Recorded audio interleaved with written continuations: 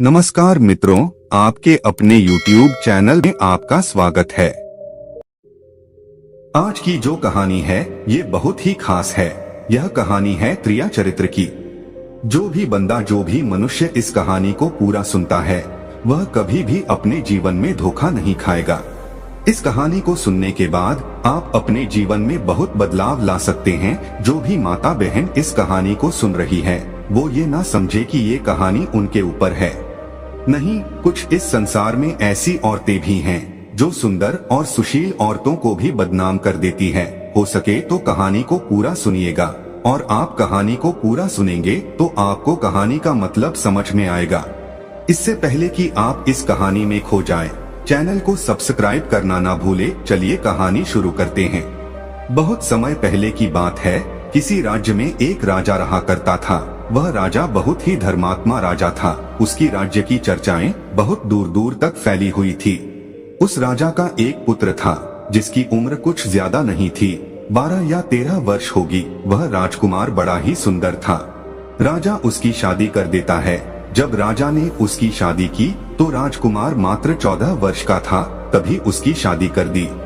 राजा भी अब बूढ़ा हो चुका था। एक दिन राजा ने सोचा कि अपने राजकुमार को अब राजा बना देते हैं, क्योंकि उस राजा ने कई शादियां की थी और पहले के राजाओं में यही नियम था कि राजा जितनी चाहे उतनी शादी कर सकता था।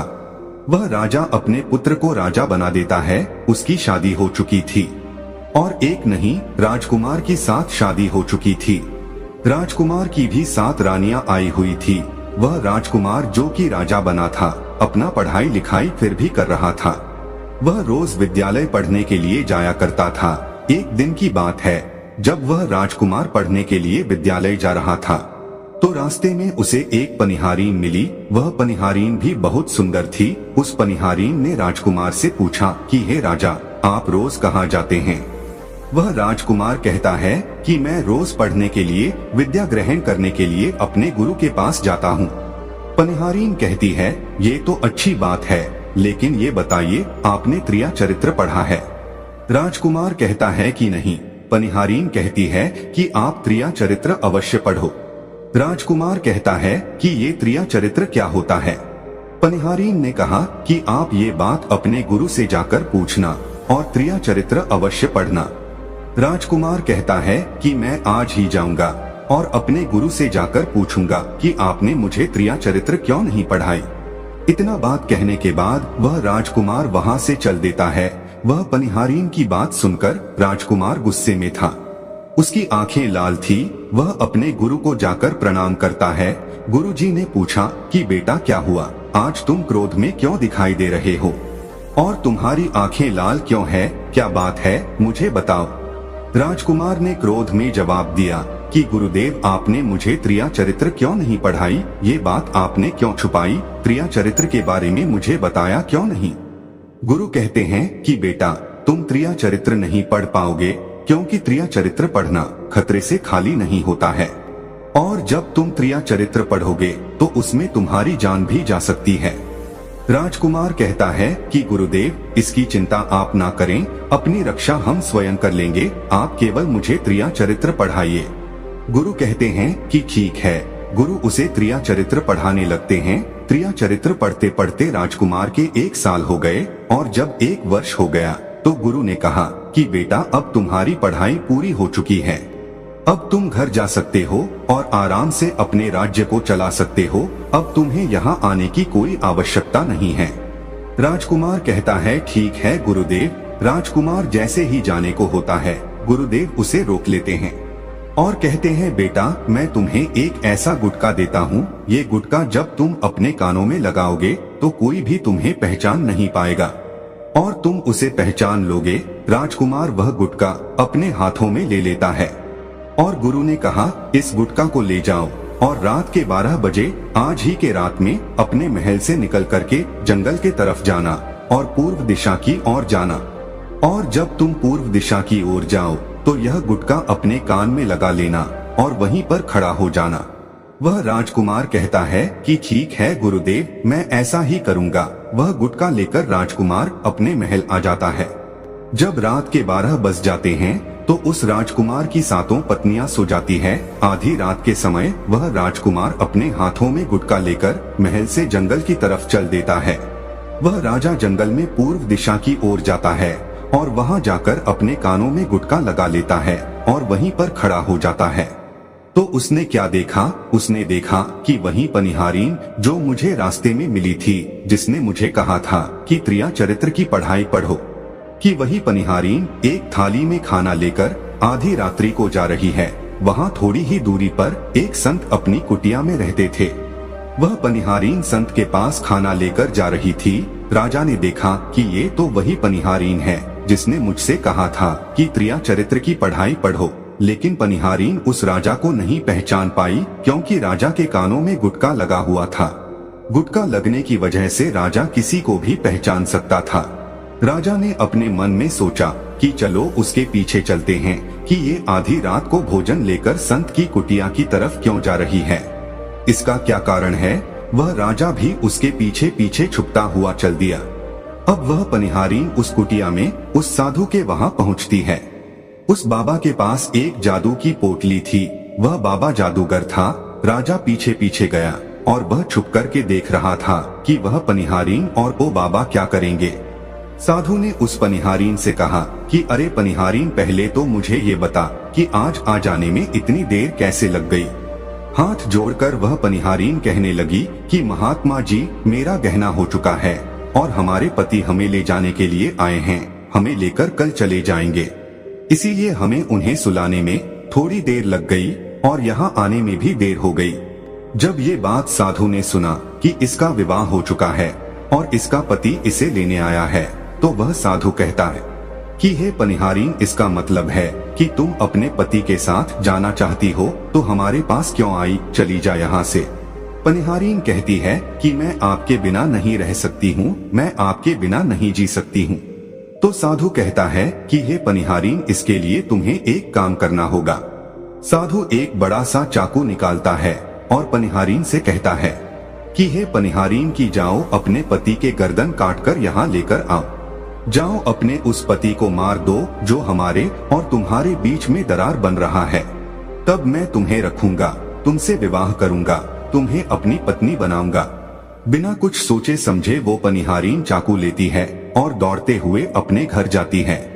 और उसका पति सो रहा था। वह जाकर अपनी पति की गर्दन काट देती है और उसकी गर्दन को लेकर साधु के पास आती है। और जो राजकुमार थे उसके पीछे पीछे उसका सारा कारनामा देख रहे थे। जब साधु ने देखा कि अपने पति को मार करके उसकी गर्दन यहाँ लेकर आई है, साधु को बहुत गुस्सा आया। साधु ने उसे लात मारी और कहा, भाग जा यहाँ से। जब तू अपने पति की नहीं हो सकी, जिसके साथ तूने फेरे लिए हैं, तू मेरी क्या होगी। जल्दी भाग जा यहाँ से। अगर तू मेरे पास दोबारा आई तो मैं तुझे जीवित नहीं छोड़ूंगा। साधु की यह बात सुनकर उस पनिहारीन को ऐसा लगा जैसे उसके पैरों तले जमीन खिसक गई हो। फिर भी अपने पति की कटी हुई गर्दन लेकर के आई और उसकी गर्दन जोड़ देती है और वहीं बैठ जाती है। और इधर जैसे ही सवेरा हुआ, अपने पति के पास बैठकर रोने लगती है और चिल्लाने लगती है। कहती है, देखो देखो, किसी ने मेरे पति की हत्या कर दी। रात में उस पनिहारीन की सारा कारनामा राजकुमार देख चुका था। इधर सारे गांव वाले उस पनिहारीन के घर चले जाते हैं और उसके पति की लाश को लेकर गांव के बाहर जाते हैं उसका दाह संस्कार करने के लिए। और वह पनिहारीन पीछे से भागती हुई रोती हुई चली जा रही थी। और उधर राजकुमार भी जा रहे थे जो कि अपने राज्य के राजा बन चुके थे। पनिहारीन रती हुई चिल्लाती हुई पहुंची और कहने लगी, मैं तो सती बनूंगी, क्योंकि अगर जब मेरे पति ही नहीं रहे तो ऐसे जीवन का क्या फायदा, मैं इन्हीं के साथ सती हो जाऊंगी। राजा को उसकी बातें सुनकर हंसी आ जाती है और राजा कहता है, त्रिया चरित्र जाने ना कोई, और कसम मार के सती हुई। राजकुमार की यह बात और कोई तो नहीं समझ पाया, लेकिन वह पनिहारीन समझ जाती है। पनिहारीन कहती है कि राजा साहब, आप हमारे ऊपर यह बात कह रहे हैं, लेकिन चलिए कोई बात नहीं, मैं सती हो जाऊंगी। पनिहारीन कहती है कि जाते जाते मैं तुम्हें एक बात बताती हूँ। राजकुमार कहता है, क्या बताओ। पनिहारीन कहती है कि राजा साहब, आप जब चटाई पर बैठे तो उस चटाई को झाड़कर बैठिएगा। राजा कहता है कि यह पनिहारीन क्या कह रही है? मैं तो राजा हूँ, मुझे चटाई पर बैठने की क्या आवश्यकता है? पनिहारीन कहती है कि नहीं, जब भी तुम्हें कोई नौबत आए चटाई पर बैठने की तो तुम चटाई को झाड़ कर बैठना। राजकुमार कहता है कि चलो ठीक है, अगर तुम कह रही हो तो मैं ऐसा ही करूँगा। इतना कहने के बाद वह अपने पति के साथ सती हो जाती है और राजकुमार उनका अंतिम संस्कार करवा के अपने घर को आ जाते हैं। इसी तरीके से पूरा दिन व्यतीत हुआ और उधर जब दूसरी रात आई, अपने गुरु के कहने के अनुसार वही गुटका कान में लगाया और पूर्व दिशा की ओर उसी स्थान पर जाकर खड़ा हो गया जहां पर पिछली रात खड़ा हुआ था। दूसरी रात को राजकुमार ने क्या देखा कि उसकी सातों पत्नियां भोजन की थाली अपने अपने हाथों में लेकर उसी बाबा के कुटिया की तरफ जा रही हैं। जैसे ही राजा ने अपनी सातों पत्नियों को उस बाबा के कुटिया के तरफ जाते हुए देखा, राजकुमार के पैरों तले जमीन खिसक गई। राजकुमार अपने मन में सोचने लगा कि ये क्या चक्कर है। तभी उनमें से एक रानी राजकुमार को देख लेती है, लेकिन रानियों ने अपने पति राजकुमार को नहीं पहचान पाए क्योंकि राजकुमार अपने कानों में गुटका लगाए हुए थे। वह गुटका लगाने की वजह से राजा को कोई पहचान नहीं पाता था। उनमें से एक रानी कहती है कि हे लड़के, इतनी रात को यहाँ क्यों खड़ा है? चल हमारी ये थाली लेकर के उस कुटिया तक पहुँचा दे।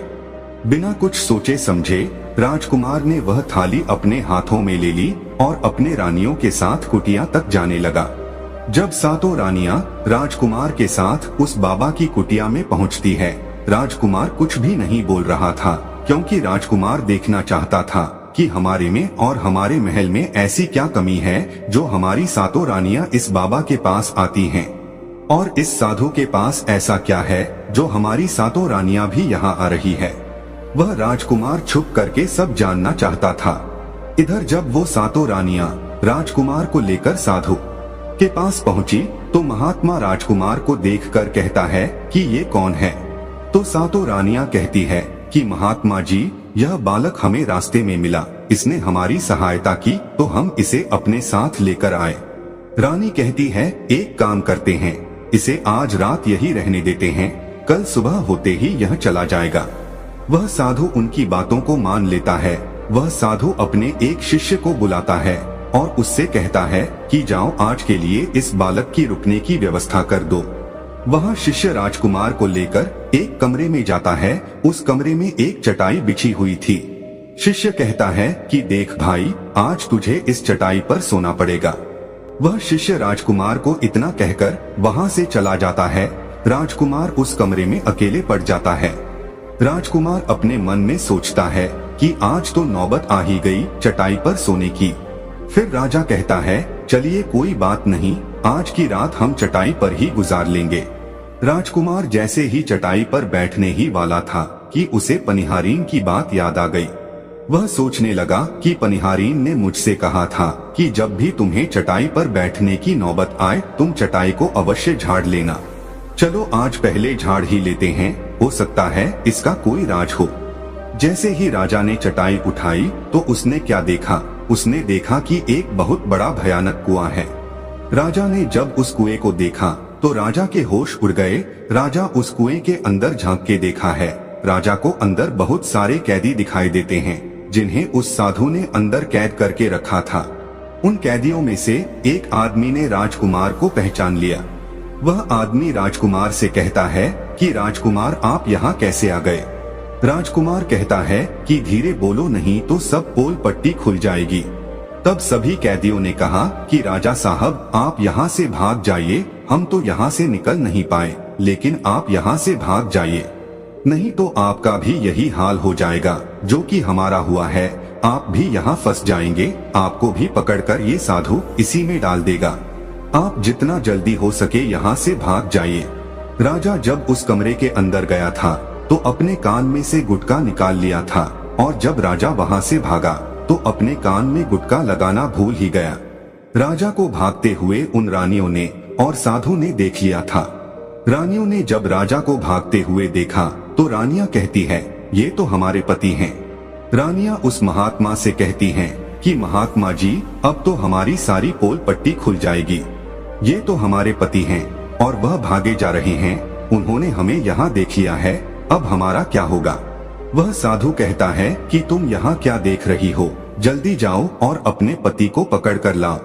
वह सातों रानियां राजकुमार को पकड़ने के लिए दौड़ी दौड़ी जाती हैं, लेकिन वह राजकुमार, वह राजा जो था, इतना तेज भागा कि वो अपने महल जा पहुंचा। रानियां घबरा गई, रानियों के तो होश उड़ गए। रानियां फिर वापस उसी बाबा के पास आती है और बाबा से कहती है कि महाराज, अब तो हमारे पति हमें जीवित नहीं छोड़ेंगे, हम जैसे ही घर जाएंगे वो हमारी जान ले लेंगे। हे महात्मा, आप हमें बचा लीजिए, इसका कोई उपाय कीजिए। तब जाके वह साधु उन रानियों को एक जादुई कील देता है और कहता है कि जब तुम महल जाओ तो अपने पति को बहला फुसलाकर उसके माथे में ये कील ठोक देना। यह जादुई कील तुम्हारे पति को भेड़ बना देगा और तुम सातों मिलकर उसे मार देना। बस कहानी खत्म हो जाएगी और तुम सातों रानियां बच जाओगे। सातों रानियां तैयार हो जाती हैं। वो सातों रानियां साधु की बात मान लेती है और जादुई कील लेकर महल आती है। वह सातों रानियां आपस में विचार करती हैं कि राजा सबसे ज्यादा प्रेम सबसे छोटी वाली रानी को करते हैं, तो वह 6 रानियां मिलकर जादू वाला कील छोटे रानी को दे देती हैं और कहती हैं, ये लो तुम्हारा काम है, तुम किसी भी तरह राजकुमार के सर में ये कील ठोक देना। वह छोटी वाली रानी कहती है कि ठीक है। वह कील छोटी वाली रानी ले लेती है।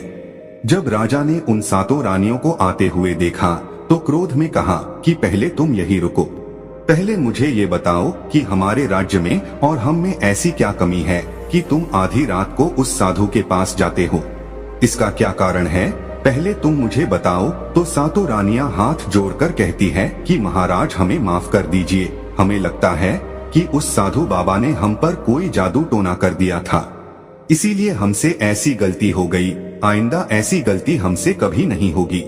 छोटी रानी की ऐसे बातें सुनकर राजा उनकी बातों को मान लेता है, क्योंकि वह राजा छोटी रानी से बहुत प्रेम करता था।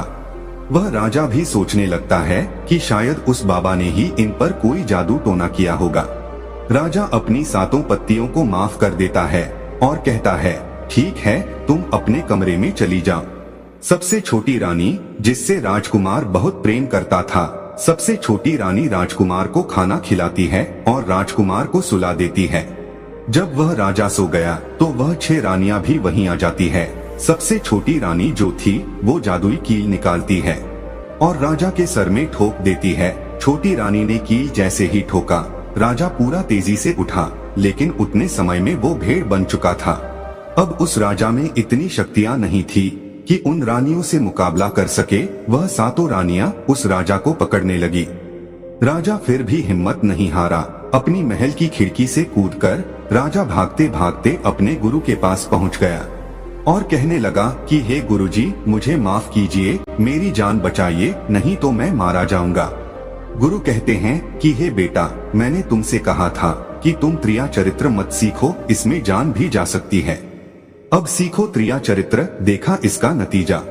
राजकुमार कहता है, गुरुदेव मुझे माफ कर दो और जल्दी मेरी जान बचाओ, नहीं तो मैं मारा जाऊंगा। मेरी ही पत्नी ने मेरे सर में जादुई कील ठोक दी है, जिसकी वजह से मैं भेड़ बन चुका हूँ। गुरु ने जब ध्यान से देखा तो कहा कि वही कील है जो वह साधु ने दिया है, मैं तुम्हें अब नहीं बचा सकता। राजकुमार कहता है कि नहीं गुरुदेव, ऐसा मत कहिए, मैं आपका शिष्य हूँ, आपका कर्तव्य है मेरी जान बचाना। तो अब गुरु कहते हैं कि ठीक है बेटा, मैं तुम्हें बचा तो नहीं सकता, लेकिन एक उपाय है। राजकुमार कहता है, क्या गुरुदेव? वह गुरु कहते हैं कि हम तुम्हें तोता बना देंगे और जब हम तुम्हें तोता बना देंगे तो तुम सुखवाल राजा के राज्य में चले जाना और वहीं जाकर रहना, क्योंकि सुखवाल राज्य में वह साधु का जादू नहीं चलता है। वह राजकुमार कहता है, ठीक है गुरुदेव, आप हमें तोता बना दीजिए। वह गुरुदेव उसे तोता बना देते हैं और वो तोता बनने के बाद वो वहाँ से उड़ा और सुखवाल राजा के राज्य में चला गया। जहाँ पर बहुत सारे तोता रहते थे वहीं जाके रहने लगा और सातों रानियां उस राजकुमार को खोज रही थी। जब राजकुमार नहीं मिला तो वह फिर से उस बाबा के पास जाती हैं और कहती है कि बाबा जी, वह राजकुमार तो भाग चुका है, आप अपनी पोटली निकालिए और देखिए कि वह कहाँ है। वह महात्मा अपने पोटली खोलता है और देखने लगता है कि वह राजकुमार तोता बनकर के सुखवाल राजा के राज्य में रह रहा है। वह साधु ये सारी बात रानियों को बताता है। तो रानियां कहती है कि हे स्वामी, अब क्या करें? वह साधु कहता है कि अब तुम अपने राजमहल में जाओ और जाकर के घोषणा कर दो कि जो भी तोता पकड़ करके लाएगा हम उसे 5 सोने के सिक्के देंगे। वह सातों रानियां अपने महल पहुंचती हैं और वहां पर घोषणा कर देती है कि सभी बहेलिया से कह दो कि जो भी तोता पकड़ कर लाएगा हम उसे 5 सोने के सिक्के देंगे। उस राज्य के जितने बहेलिया थे तोता पकड़ने के लिए चारों तरफ घूमने लगते हैं और जो भी तोता पकड़ते लेकर के रानी के पास जाते और 5 सिक्के लेते और वहां से चले जाते और वह सातों रानियां उस तोते को मार देती। ऐसे ही धीरे धीरे बहुत समय निकल गया और यह राजकुमार जो तोता बनकर जहाँ गया था वहाँ सारे तोताओं से बहुत अच्छी अच्छी बातें करता था, उन्हें बहुत ज्ञान की बातें बताता था। तो सारे तोता को लगा कि ये तोता तो बहुत समझदार है, यह तोता तो बहुत अच्छी अच्छी बातें करता है, इसे हम अपना राजा बना लेते हैं। सभी तोता मिलकर के उसे राजा बना लेते हैं। वह राजकुमार सभी तोताओं का राजा बन जाता है और वहीं छुपकर रहने लगता है। एक बहेलिया तोता पकड़ते पकड़ते सुखवाल राजा के राज में पहुंच जाता है और वह उसी पेड़ के पास पहुंच जाता है जहां पर वह राजकुमार तोता बनकर छुपकर रहता था। जब उस बहेलिये ने इतने सारे तोते को देखा तो अपने मन में सोचा कि अगर हम इतने सारे तोते पकड़कर रानी के पास ले जाएंगे तो हमें बहुत सारे सोने के सिक्के मिल जाएंगे। लेकिन वह बहेलिया सोचता है कि हम इतने सारे तोताओं को पकड़ेंगे कैसे। जिस पेड़ पर वह तोता रहते थे वह पेड़ गुद वाला था। जैसे ही सुबह हुआ उस पेड़ से सारे तोता उड़कर दाना पानी के लिए बाहर चले जाते हैं और इधर बहेलिया क्या करता है, अपने चाकू से पेड़ पर चारों तरफ कट लगा देता है जिससे कि पेड़ से बहुत सारे गुद निकल जाते हैं। पेड़ के चारों तरफ गुद ही गुद हो जाते हैं। अब बहेलिया सोचता है कि जब भी वो सारे तोते आएंगे इस पेड़ पर बैठेंगे वो सभी इस पेड़ में चिपक जाएंगे और मैं आसानी से उन्हें लेकर चला जाऊंगा। बहेलिया वही छिप करके देखने लगा और जब शाम हुआ सारे तोता वापस आए और वह तोता जैसे ही पेड़ पर बैठे सभी का पैर उस पेड़ में चिपक गया क्योंकि पूरे पेड़ में गुद ही गुद लगा हुआ था। अब तो सारे तोते परेशान हो गए, उसमें राजकुमार भी जो तोता बना हुआ था वो भी चिपक गया था। सारे तोते राजकुमार से कहते हैं क्योंकि सारे तोते राजकुमार को अपना गुरु मानते थे कि आप कुछ भी सोचो हम सबको बाहर निकालो, नहीं तो सुबह तक वो बहेलिये आएगा और हमें पकड़ कर लेकर चला जाएगा। वह राजकुमार कहता है कि तुम बिल्कुल चिंता ना करो, जब वो सुबह बहेलिया आएगा तो तुम सभी ऐसा करना कि उस बहेलिया को लगे कि सारे तोते मर चुके हैं और जब सभी तोते को पेड़ से छुड़ाकर नीचे फेंक दे तो सभी उड़कर भाग जाना। सभी तोता कहते हैं ठीक है गुरुदेव। सुबह हुआ, जैसे ही बहेलिया पेड़ के पास पहुंचा सभी तोता ऐसे लटके हुए थे जैसे कि वो सभी मरे हुए हैं। जब बहेलिया तोतों को देखा तो सोचा कि अरे क्या हो गया, ये तो सभी मर गए, अब हमें सोने के सिक्के कैसे मिलेंगे। फिर बहेलिया ने सोचा कि चलो अब इन्हें छुड़ा ही देते हैं, इतना तो उपकार इन पर कर ही सकते हैं। बहेलिया पेड़ पर चढ़ा और उनको छुड़ा छुड़ा कर नीचे फेंकने लगा। बहेलिया ने सभी तोते को छुड़ाकर नीचे फेंक दिया, लेकिन जो राजकुमार था जो तोता बना हुआ था वह वहीं पर रह गया और नीचे जितने भी तोते थे वह सभी उड़कर भाग गए। बहेलिया ने सोचा अरे ये क्या हुआ, इस पर तो सिर्फ एक ही तोता है जो कि मरा लटका हुआ है और जितने तोते को मैंने छुड़ाकर नीचे फेंका वह सभी उड़कर भाग गए। बहेलिया ने सोचा इसका मतलब ये सारे तोताओं ने मिलकर मेरे साथ धोखा किया है। अब वह राजकुमार जो था जो तोता बना हुआ था वही सिर्फ पेड़ पर लटका हुआ था। वह बहेलिया कहता है कि ये सब तुम्हारी चाल है, चलो अब मैं तुम्हें लेकर जाऊंगा और रानी के हाथ बेच दूंगा और मुझे 5 सोने के सिक्के मिल जाएंगे। और इधर वह बहेलिया उस तोता को बेचने के लिए रानी के पास जाने लगता है। रास्ते में वह तोता कहता है जो कि राजकुमार था, वह बहेलिया से कहता है कि तुम मुझे कहाँ ले जा रहे हो। तो वो बहेलिया कहता है मैं तुम्हें बेचने के लिए रानी के पास ले जा रहा हूँ, अगर मैं तुम्हें वहाँ बेचूंगा तो मुझे 5 सोने के सिक्के मिलेंगे। वह राजकुमार कहता है कि मैं अगर तुम्हें 50,000 सोने के सिक्के दिलाऊं तो क्या तुम मुझे नहीं बेचोगे? बहेलिया कहता है, तुम्हें बेचना तो है ही, लेकिन तू मुझे 50,000 सोने के सिक्के कैसे दिलाएगा? वह तोता कहता है कि राजा सुखवाल के यहाँ एक बहुत बड़ा मेला लगता है, तुम मुझे वहीं बेच दो, मोल में स्वयं बताऊंगा। वह बहेलिया उस तोते की बात मान लेता है और रानी के पास बेचने की जगह वो सुखवाल राजा के राज्य में उसके मेले में तोता को बेचने चला जाता है। और सुखवाल राजा के राज्य में ये नियम था कि अगर किसी व्यक्ति का सामान शाम तक ना बिके तो वह राजा स्वयं आकर उसे खरीद लेता था। वह बहेलिया उस तोते को लेकर बाजार में पहुंचा हुआ था। जब भी कोई व्यक्ति उस तोते को खरीदने आता तो वह पूछता कि ये कितने का है, तो बहेलिया कहता है कि तोता अपना दाम स्वयं बताएगा। तो वो तोता अपना दाम इतना बता देता कि कोई भी व्यक्ति उसे खरीद ही नहीं पाता। ऐसे ही करते करते शाम हो गया। अब शाम हो गया था, सभी अपने अपने दुकान लेकर चले गए। सभी का दुकान उजड़ गया था, बस एक बहेलिया और एक तोता ही रह गए थे। इधर राजा ने अपने सिपाहियों को आदेश दिया कि जाओ देख कर आओ, किसी का सामान तो नहीं रह गया है। जब राजा के सिपाही आए तो उन्होंने देखा कि एक बहेलिया तोता को लेकर बैठा हुआ है।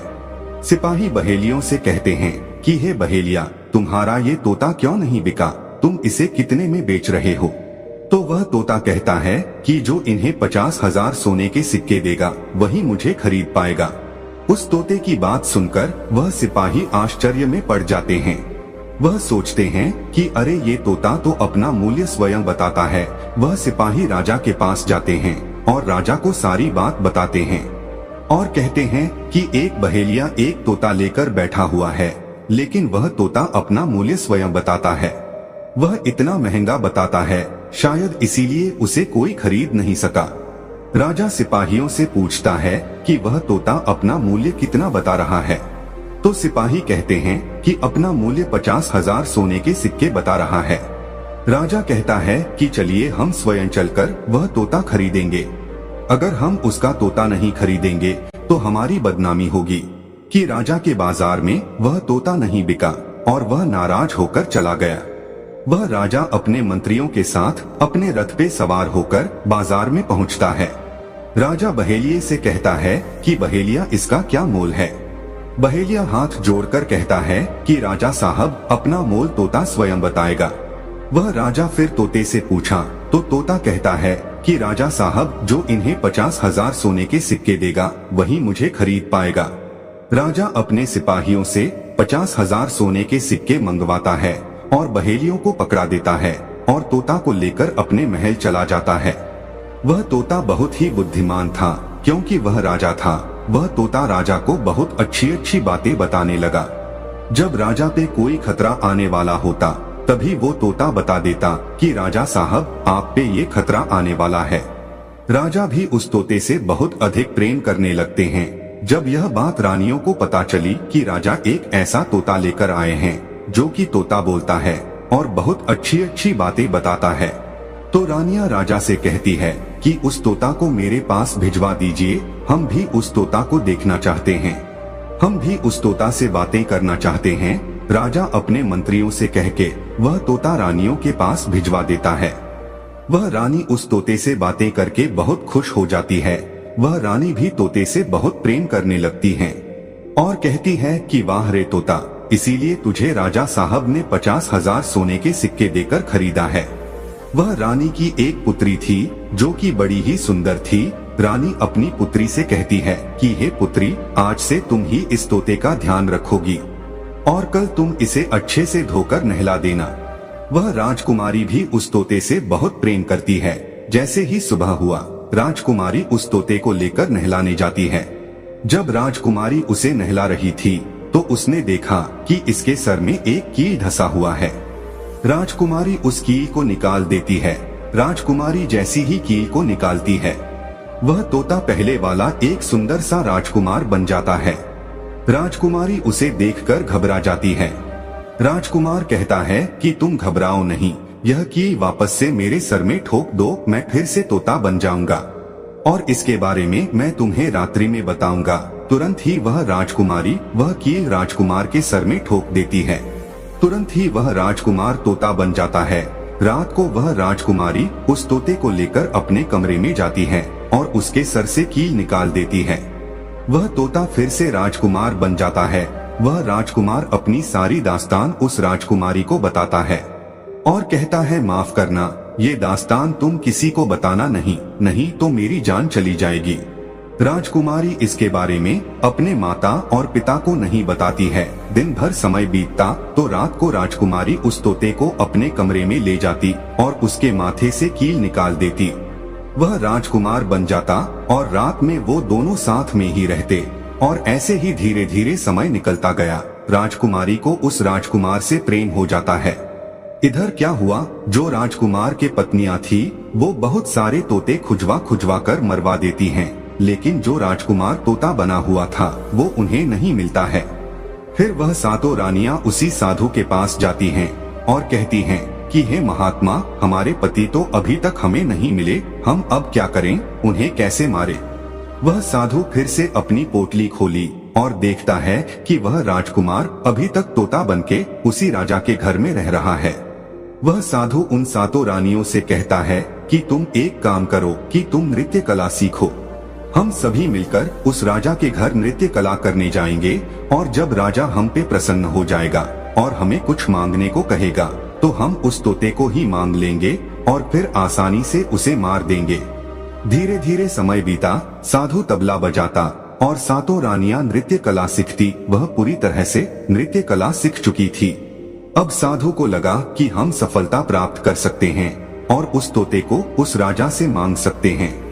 वह साधु का भेष बदल करके उन सातों रानियों को नृत्य कला वाली स्त्री बना करके राजा सुखवाल के दरबार में पहुंच गया। राजा उस साधु से पूछता है कि आप लोग कौन हैं, यहाँ क्यों आए हैं। वह साधु कहता है कि हम सब नृत्य कला वाले हैं, आपके महल में हम नृत्य कला दिखाना चाहते हैं, गाना चाहते हैं। राजा सुखवान को भी गाने बजाने का बहुत शौक था, वह मान जाते हैं। उधर वह साधु अपना गाना बजाना चालू करता है। जब उनकी गाने बजाने की आवाज तोता के कानों में पहुंची तो तोता समझ गया कि वह साधु हमारी सातों रानियों को लेकर भेष बदलकर यहाँ पर आ गया है। अब हमारी जान नहीं बचेगी। जब रात हुआ तो राजकुमारी उस तोते को लेकर अपने कमरे में जाती है, उस तोते के सर से कील निकालती है और वह तोता राजकुमार बन जाता है। वह राजकुमार सारी बातें उस राजकुमारी को बताता है। कहता है कि देखो, जो ये गाने बजाने वाले आए हैं ये वही साधु हैं। यह गाने बजाने से राजा को खुश कर देगा और बदले में मुझे मांग लेगा और ले जाकर मुझे मार देगा। वह राजकुमार कहता है कि सुनो राजकुमारी, जब राजकुमार बोले कि तोता को लेकर आओ तो तुम मुझे मत देना। जब राजा स्वयं ही मुझे लेने आए तब पर भी तुम मुझे मत देना। कह देना कि मैं इस तोता को नहीं दूंगी और जब राजा ना माने, राजा तुमसे जिद करें और मुझे मांगे, तब तुम गुस्से में आकर के पिंजरे को फेंक देना। उसके बाद अपने बचने का रास्ता हम स्वयं ही ढूंढ लेंगे। राजकुमारी कहती है कि ठीक है। वहाँ पूरी रात गाना बजाना हुआ तो राजा परेशान होकर उन्हें कहते हैं कि मांगो, क्या मांगना चाहते हो। वह साधु कहता है कि जो आपके पास तोता है, जो आप कुछ दिनों पहले ही खरीदे हैं, वह तोता आप मुझे दे दो। राजा कहता है ठीक है। राजा अपने मंत्री को आदेश देता है कि जाओ उस तोते को लेकर आओ। वह मंत्री राजकुमारी के पास पहुंचता है और कहता है कि ये तोता मुझे दे दो। राजकुमारी कहती है नहीं, मैं तोते को नहीं दूंगी। मंत्री कहता है कि देखिए, आप जिद मत कीजिए। राजकुमारी कहती है कि तुम जाओ और मेरे पिताजी को यहाँ भेज दो, वो आकर इसे ले जाएंगे। मंत्री राजा को जाकर सारी बात बताता है। राजा स्वयं ही आता है उस तोते को लेने के लिए। वह राजा जाकर कहता है कि बेटी, यह तोता मुझे दे दो। यह नृत्य कला वाले को देना है जो रात भर यहाँ गाना बजाना किए हैं, ये उन्हें देना है। तो राजकुमारी कहती है कि पिताजी, यह तोता मैं नहीं दूंगी। राजा क्रोध में आकर कहने लगा कि बेटी, ये कैसी बातें कर रही हो, इसे देने का मैंने वादा किया है। जब राजकुमारी ने राजा को क्रोध में देखा तो राजकुमारी को भी गुस्सा आ गया और राजकुमारी गुस्से में पिंजरे को जमीन पर फेंक देती है। जैसे कि राजकुमार ने उसे कहा था, वह पिंजरा जैसे ही जमीन पर गिरा वह टूट गया और तोता जो था वह सरसों का दाना बन गया। ये देखते ही साधु तुरंत कबूतर बन जाता है और उस दाने को चुगने लगता है। उसमें से जो एक दाना था वह स्वयं ही राजकुमार था। वह डगर करके एक नाली में जाकर गिरता है। जैसे ही वह दाना नाली में गिरता है वो राजकुमार बाज बन जाता है और एकदम से कबूतर पर झपटता है और उसे मार देता है। इस तरह से उस साधु की मृत्यु हो जाती है। राजा यह सब देखकर आश्चर्यचकित हो जाता है। वह बाज उस कबूतर को मारकर फिर से तोता बन जाता है और जो राजकुमारी थी उस तोते से कील निकाल देती है और वह फिर से पहले जैसा राजकुमार बन जाता है। वह राजकुमारी अपने पिता को सारी बात बता देती है। वह राजकुमार कहता है कि देखिए राजा साहब, मैं भी एक राजा हूँ और मैं आपकी बेटी से प्रेम करता हूँ और मैं उससे शादी करना चाहता हूँ। वह राजा अपनी पुत्री से पूछता है कि बेटी, क्या तुम इनसे शादी करना चाहती हो? राजकुमारी कहती है कि हाँ पिताजी, मैं इनसे प्रेम करती हूँ। राजकुमार उस राजा की पुत्री से विवाह करके अपने महल जाता है और जो उनकी 7 पत्नियां थी उनको पकड़वाकर बंदीगृह में बंद करवा देता है और खुशी खुशी उस राजकुमारी के साथ रहने लगता है। यही है त्रिया चरित्र की पढ़ाई, जिसे पढ़ने के बाद राजा को अपनी जान बचाने के लिए क्या क्या नहीं करना पड़ा। तो दोस्तों, यह कहानी आपको कैसी लगी हमें कमेंट सेक्शन में जरूर बताना और अच्छी लगी हो तो इस चैनल को सब्सक्राइब जरूर कर लेना।